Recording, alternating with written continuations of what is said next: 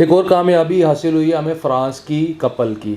मेरे साथ हैं अली हसन साहब, हस्बैंड एंड वाइफ का फ्रांस का वीज़ा लगा है कि मिसिज़ है उनका बिल्कुल फ्रेश पासपोर्ट है। ये वीज़ाज आप दोनों के देख सकते हैं इसमें। मुझे ये बताइएगा आप क्या करते हैं, हमारे देखने वालों को कहाँ से ताल्लुक़ है आपका? मुझे ये बताइएगा कि आपने ट्रैवल कहाँ किया हुआ है, पहले आपने हमें सोर्स कहाँ से किया, आप हमारे पास किस वीज़ा के लिए आए थे, आपको अपॉइंटमेंट डेट कौन सी थी, आप उनकी फाइल किस डेट पे सबमिट हुई है, इंटरव्यू कब हुआ था, वहाँ पे क्वेश्चंस क्या हुए थे, क्योंकि हमारे देखने वालों को बहुत ज़्यादा कॉन्शियस होते हैं क्वेश्चंस के बारे में। जब आपने फाइल जमा कराई वहाँ पे आपको कोई प्रॉब्लम आई हो कि आपके डॉक्यूमेंट में कोई गलती है, कोई एरर है या कोई डॉक्यूमेंट डेफिशिएंसी है।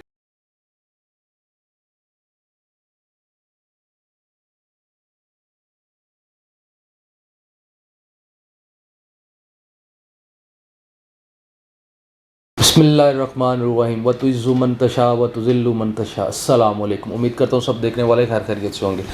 एक और कामयाबी हासिल हुई है हमें फ्रांस की कपल की। हस्बैंड एंड वाइफ का फ्रांस का वीज़ा लगा है और जो इसमें इनकी मिसिज़ है उनका बिल्कुल फ्रेश पासपोर्ट है। मेरे साथ हैं अली हसन साहब, इनसे बात करते हैं, इनके प्रोफाइल के बारे में जानते हैं, क्या करते हैं, क्या प्रोसेसिंग हुई, किस तरह चला सारा प्रोसेस। ये वीज़ाज़ आप दोनों के देख सकते हैं इसमें। अस्सलाम वालेकुम सर। वालेकुम अस्सलाम जनाब। कैसे हैं आप? अल्लाह का शुक्र, आप सुनाएं? अल्हम्दुलिल्लाह, अल्लाह पाक का एहसान है। अली साहब सबसे पहले तो आपको मुबारक हो वीज़ों की।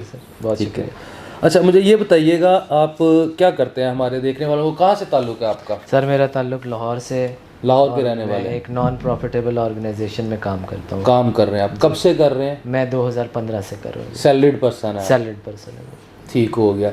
और मुझे ये बताइएगा कि आपने ट्रैवल कहाँ किया हुआ है पहले? मेरी लास्ट लास्ट 5 ईयर्स में सिंगापुर है, थाईलैंड है और मलेशिया है। सिंगापुर, थाईलैंड और मलेशिया इन्होंने सिर्फ ट्रैवल किया हुआ है। इसके अलावा आपकी मिसिज़ ने कहाँ का ट्रैवल किया हुआ है? वो ये फर्स्ट ट्रैवल होगा।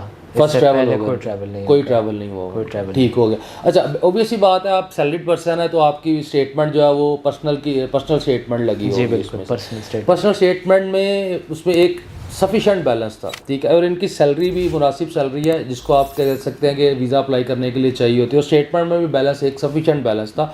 ये नहीं कह सकते कि बहुत ज़्यादा बैलेंस था और ये भी नहीं बहुत कम है, क्योंकि आपको पता है कि स्टेटमेंट का बैलेंस हम लोग डिस्क्लोज़ नहीं करते, वो एक प्राइवेसी होती है, ठीक है। आप भी अगर कोई अपना डॉक्यूमेंट शेयर करेंगे तो उस डॉक्यूमेंट की प्राइवेसी रहेगी और आगे कहीं पे वो शेयर नहीं होगा। अच्छा सर, आपने हमें सोर्स कहाँ से किया?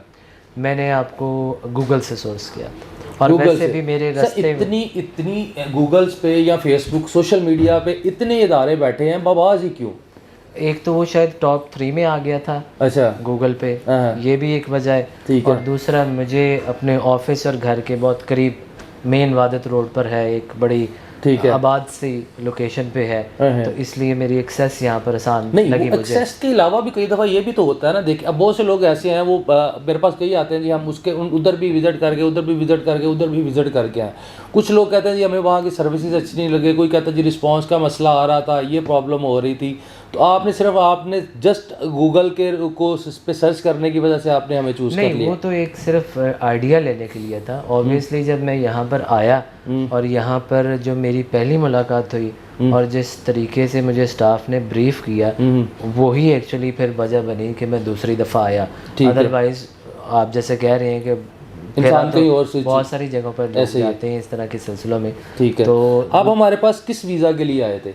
मैं आपके पास आया शेंजियन के लिए था, लेकिन मेरा ये था कि मैं कोई कॉन्फ्रेंस वगैरह का इनविटेशन मुझे आता है तो मैं फिर नीदरलैंड तो फिर उस पे हमारी टीम की रिकमेंडेशन क्या थी? आपकी टीम की तरफ से उन्होंने मुझे बिल्कुल ये मार्जिन दिया था, स्पेस दी थी कि मैं बेशक इनविटेशन वाली पे चला जाऊँ, लेकिन उन्होंने मुझे सजेस्ट किया था और बड़ा ऑनेस्टली मुझे कहा था कि आप फ्रांस के लिए अप्लाई करें, क्योंकि फ्रांस जो है वो कपल्स को फ्रेश पासपोर्ट पे भी वीज़े दे रहा है। ठीक हो गया। मुझे 2-3 दफ़ा जब उन्होंने पूरे एतमाद से बात की तो मैंने कहा कि ठीक है, फिर आप लोगों का तजर्बा ज़्यादा। आपको अपॉइंटमेंट डेट कौन सी थी?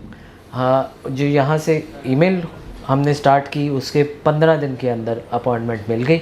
15 डेज़ के अंदर जी इनको हमने फ्रांस की अपॉइंटमेंट लेके दी। 15 डेज़ में आपको मिली। और उसके बाद आपके पासपोर्ट का जवाब डेट को याद होगी आपको? जी, मेरा जो अपॉइंटमेंट की डेट थी वो 6 मई थी। 6 मई थी। आप उनकी फ़ाइल किस डेट पे सबमिट हुई है? इंटरव्यू कब हुआ था? इंटरव्यू मेरा 13 मई को हुआ था। 13 मई को हुआ था। वहाँ पे क्वेश्चंस क्या हुए थे? क्योंकि हमारे देखने वालों को बहुत ज़्यादा कॉन्शियस होते हैं क्वेश्चंस के बारे में कि इंटरव्यू है, पता नहीं वहाँ पे कौन सी ऐसी बुक्स या out of the course questions आ जाएंगे जिसको हम जवाब नहीं दे पाएंगे। एक तो आपकी टीम की तरफ से जो डॉक्यूमेंट बने थे और जो क्वेश्चंस बताए गए थे वो ऑलरेडी जहन में थे, तो तैयार रहना चाहिए हर तरह के सवाल के लिए। जी जी। लेकिन बहुत ही कैजुअल किस्म का इंटरव्यू था और उन्होंने ट्रैवलिंग डेट्स पूछी थी और मेरी जॉब के बारे में पूछा था और ये पूछा था कि मेरी वाइफ को कौन स्पॉन्सर कर रहा है, तो वो ऑब्वियसली फॉर्म में भी लिखा था कि मैं ही कर रहा हूँ। जी। तो ये 3 सवाल मुझे याद हैं जो और फिर पासपोर्ट आपको कलेक्शन की कब आई है रिक्वेस्ट? पासपोर्ट कलेक्शन की मुझे 21, 22, 23, 24 मई को मुझे मुल्तान से फ़ोन आया ठीक कि है। आप अपना पासपोर्ट कलेक्ट कर लें। मैंने 24 को ईमेल कर दी हुई थी कि मुझे लाहौर डिस्पैच कर दें। ठीक हो गया। तो फिर बीच में एक छुट्टी आ गई, तो फिर मैंने 29 कितने दिन में ये जो है आपको वीज़ा? अगर हम वीज़ा जो पासपोर्ट मैंने कलेक्ट किया है वो 15 दिन के अंदर। इंटरव्यू से लेके आपके पास जो कॉल आई है हाँ जी, फाइनल कि आप अपने पासपोर्ट कलेक्ट 10 दिन के अंदर, 10 दिन के अंदर। तो उस वक्त क्या फीलिंग थी जब कॉल आई थी? क्या हुआ होगा? मुझे लग रहा था कि रिजेक्ट हो गया, रिजेक्ट हो गया, जल्दी आ गया इस वजह बहुत जल्दी आ गया था। मैंने कहा ये वीज़ा इतनी देर में शायद लिखा भी नहीं जाता। अच्छा, मुझे लगा था रिजेक्शन की कॉल आ गई है। फ्रांस की सर सबसे अच्छी बात यह है कि फ्रांस जो है वो 7-8 डेज़ के अंदर डिसीजन दे देता है। मैक्स जो जाता है वो 2 वीक्स के अंदर जाता है। जैसे सर अली हसन साहब ने भी आपको बताया है कि 10 दिन के अंदर मेरा रिस्पांस आ गया था और मैं यही सोच रहा था कि शायद वीज़ा रिफ्यूज़ हो गया। फ्रांस की सबसे अच्छी बात यह है कि इसका प्रोसेसिंग टाइम कम से कम है। फिर क्या हुआ सर? बस फिर मैं लाहौर जब पासपोर्ट आया तो मैं कलेक्ट करने गया हूँ AEG ऑफिस जो एजर्टन रोड पे है जी। और वहाँ पे मैं जितनी दफ़ा गया हूँ कोई रश नहीं था, उनकी कस्टमर सर्विस भी बड़ी अच्छी थी। अब हमें ये बताइएगा कि जब आपने फ़ाइल जमा कराई वहाँ पे आपको कोई प्रॉब्लम आई हो कि आपके डॉक्यूमेंट में कोई गलती है, कोई एरर है या कोई डॉक्यूमेंट डेफिशिएंसी है? विदाउट एग्जेजरेशन मैं डॉक्यूमेंट्स को देख रहा हूँ पिछले 15 साल से और जो फाइल आप लोगों ने बनाई है उसमें एक माइनर सी जिसे कहते हैं ना ईयर की, लाइक मैंने 15 ईयर का एक्सपीरियंस लिखा था तो वो टाइपिंग एरर से 16 ईयर्स का हो गया था। तो मैं अपनी वाइफ को कह रहा था कि मैं डॉक्यूमेंट की बड़ी ना रूह खींच लेता हो तो, लेकिन आपकी तरफ से जो डॉक्यूमेंट बने उस पर मेरा ज़रा भी जोर नहीं लगा। वो बिल्कुल सही, ग्रामेटिकली भी और कंटेंट वाइज भी बिल्कुल सही थे। ठीक हो गया। आपको किसी किस्म की कोई परेशानी का सामना हुआ? क्योंकि बहुत से लोग मुझे आगे ये बताते हैं कि जी हम फलां जगह पे गए, उधर उसके बाद वो पेमेंट ले लेते हैं, फिर फ़ोन नहीं उठाते, उनसे रब्ता करते हैं, कोऑर्डिनेशन होता, मैं या मेरी टीम की तरफ से आपको रिस्पांस ना मिला हो। सबसे बड़ी चीज़ जो है वो रिस्पांस की होती है। सबसे बड़ी चीज़ जो इरिटेट करती है वो यही होता है कि आगे से जवाब नहीं आ रहा। तो मैंने 1-2 दफ़ा ये अनएथिकल हरकत भी की कि 5 बजे के बाद 6 बजे के बाद आपकी टीम से किसी एंजाइटी में आके कि बैंक स्टेटमेंट का ये इशू है, फलाना ये इशू है, उन्होंने मुझे उसका अकॉर्डिंगली जवाब दिया और मुझे रिकमेंड किया कि आप अगले दिन आके आपसे मिल लें या बाकी टीम से मिल लें। तो ये कम्युनिकेशन गैप तो एक लम्हे का भी नहीं आया। ठीक है, यानी कि आप ये हमारी टीम को ये आप करते हैं, समझते हैं कि मेरी टीम प्रोफेशनल टीम है, परफेक्ट है, विदाउट एनी एग्जैजरेशन। ये कोई वो नहीं है क्या कहते हैं उसको, पेड कंटेंट नहीं है ये। लेकिन हर टेबल की कोऑर्डिनेशन बिल्कुल ऐसी थी कि किसी को दोबारा से कहानी नहीं बतानी पड़ी। सही। मुझे ये भी हैरत हो रही थी कि मेरी फर्स्ट टेबल पे मुलाकात हुई, दूसरे वाले रेडी थे, तीसरे वाले रेडी थे, तैमूर के पास पहुंचा तो मुझे कुछ नहीं बताना पड़ा कि मेरा फाइल, मेरा स्टेटस कहाँ पर है। वो ऑलरेडी प्रिपेयर था सब कुछ। वो हमारे स्टेप्स चल रहे होते हैं, हमने डिपार्टमेंट असाइन किया और उसी तरह स्मूथ जो है आपका सारा प्रोसेस स्मूथ हो। हमारे देखने वालों को क्या रिकमेंड करेंगे? हमारे पास आना चाहिए, नहीं आना चाहिए? हाईली रिकमेंडेड है, पीस ऑफ माइंड है और आपको किसी किस्म का कोई डाउट नहीं होगा, आपको किसी किस्म की कोई परेशानी नहीं होगी। लगना ना लगना ना आपके इख्तियार में है, ना मेरे इख्तियार में, किसी के इख्तियार में। लेकिन एक सेटिस्फेक्शन होती है जो सर्विस से रिलेटेड होती है, डॉक्यूमेंट से रिलेटेड होती है और इन्फॉर्मेशन से रिलेटेड होती है कि अपडेटेड इन्फॉर्मेशन हो। सो मेरी तरफ से तो जी 1000% है।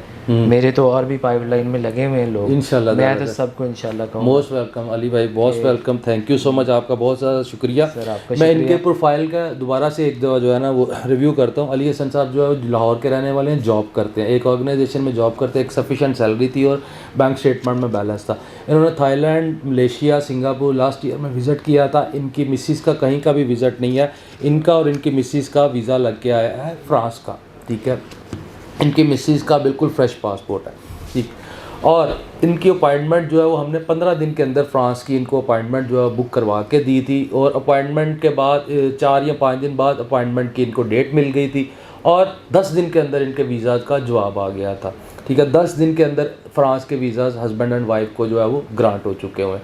आप लोग भी अगर अपना कोई भी वीज़ा प्रोसेस करवाना चाहते हैं तो हमारी हेल्पलाइन पे कॉल कर सकते हैं 042117861414।